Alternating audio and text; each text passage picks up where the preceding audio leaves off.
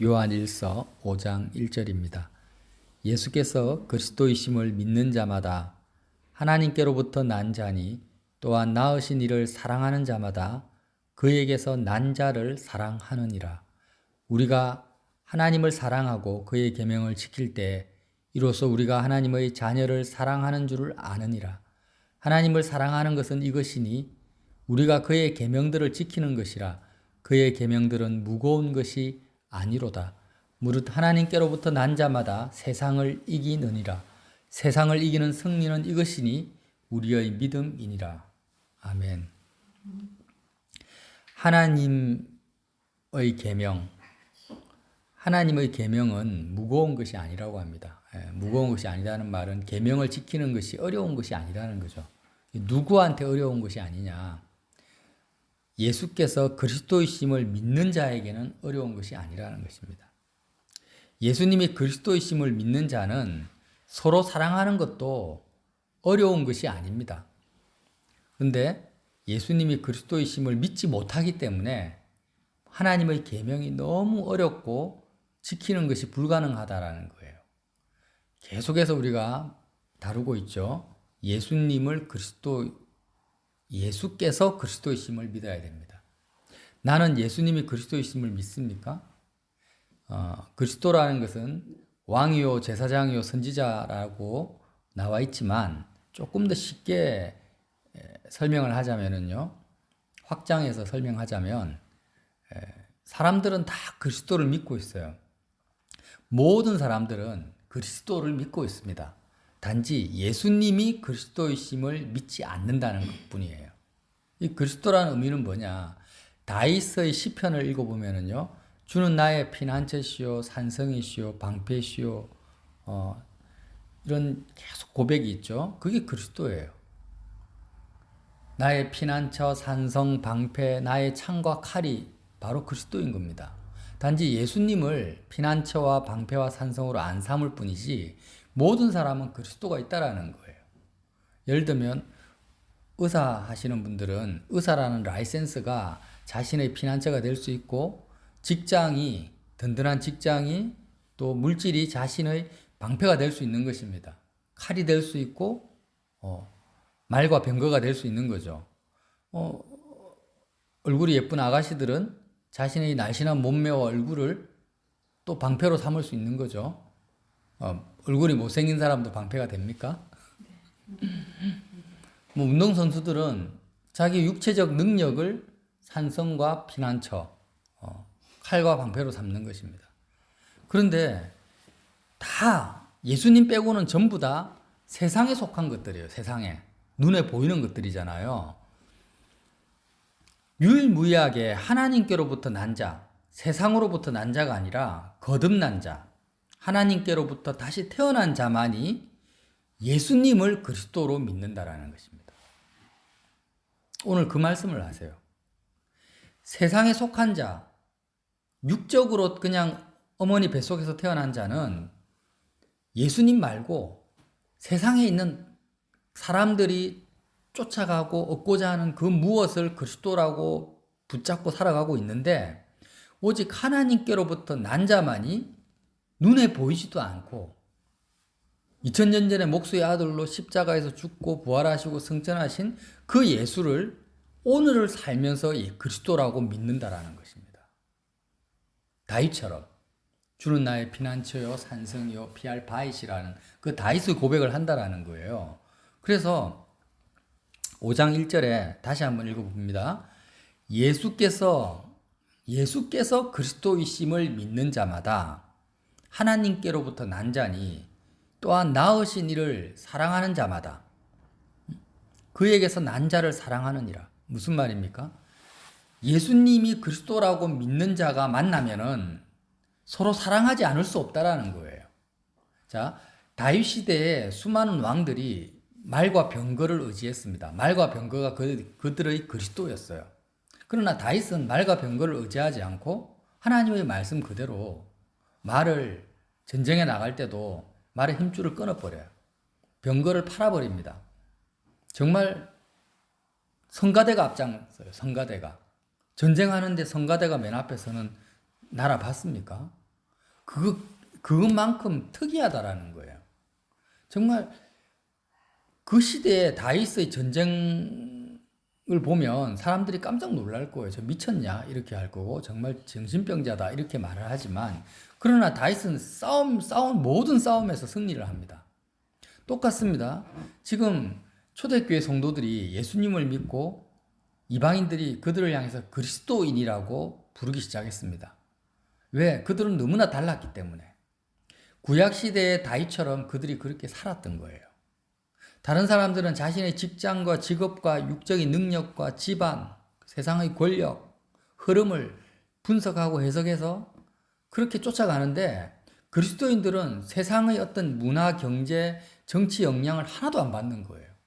그냥 예수님의 영, 성령의 인도를 받아서 세상과 전혀 상관없이 세상을 이기며 살아가는 그들을 보고 그리스도인이라 한 것입니다. 만약 여러분, 시대는 다르지만 만약에 여호수아와 다윗이 같은 시대에만 살았다고 생각해 보세요. 다윗과 요나단처럼.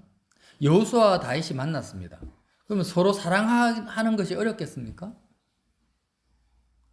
사랑하지 못하는 게 더 어렵죠. 왜 그렇습니까? 여호수아도 전쟁을 할 때 말과 병거를 의지하지 않고 오직 하나님의 말씀만을 붙들고 나아가고, 다윗도 그렇습니다.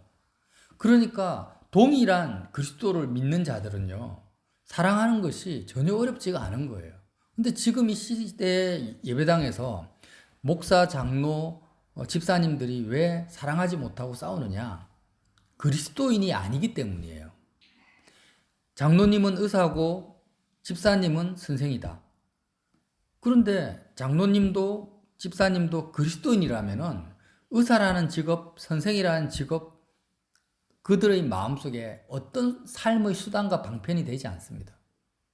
내가 의사이기 때문에 내가 먹고 산다, 이런 마음을 가지지 않는 거예요. 내가 선생이기 때문에 프라이드를 가지고 선생의 사명을 이런 거 아니라는 거예요. 의사든 선생이든 그것은 예수님이 나를 통해서 이 땅을 살아가는 하나의 잠시 잠깐 입는 옷일 뿐이죠. 예수님이 나를 통해서 나를 쓰시는 하나의 수단일 뿐이지, 내가 삶을 유지하는 수단이 아니라는 거죠. 내 삶의 목표와 수단과 방법은 오직 예수님 한 분밖에 없는 그 사람이 바로 그리스도인이라는 것입니다. 그러면 우리가 나 자신을 볼 때 나는 예수님을 그리스도로 믿는가? 나는 참된 그리스도인인가를 보라는 것입니다. 부모 형제도 의지하지 않고 자녀도 의지하지 않고 이 세상 어떤 것도 내가 믿고 의지하는 것이 없이 오직 예수님만을 내가 믿느냐? 다윗처럼 여호수아처럼.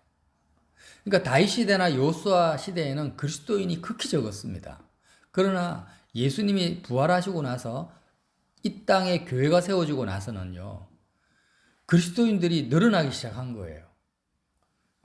다윗이 한 명이 아니라 10명이 되고 100명이 되고 1000명이 된 거예요. 그러니까 얼마나 파워풀하게 세상을 변화시켜 가기죠. 로마 제국이 무너집니다. 누구에 의해서요? 그리스도인에 의해서. 지금 한국 교회에 수백만 명의 그리스도인이 있다라고 말하지만 아니에요. 거의 없어요. 기독교인들이 많을 뿐이지 예수님을 그리스도로 믿는 사람들은 정말 적다라는 것입니다. 정말 예수님을 그리스도로 믿는 사람이 만약에 서울에 살든 부산에 살든 만나면은요, 그냥 단번에 알아보죠. 단번에 알아보죠. 그 사람이 무엇을 의지하며 사는가? 그 사람의 삶의 목표와 수단과 방법이 무엇인가? 몇 마디만 해보면 알 수 있어요. 말뿐인가? 실제로 그렇게 삶을 살아가는가? 알 수 있다라는 거예요. 그리스도인이 직장 생활을 하고 그리스도인이 사업을 하면은요, 예수님을 그리스도로 믿는 자가 직장 생활하고 사업하는 것은 세상 사람들과는 확연히 다릅니다. 같을 수가 없어요.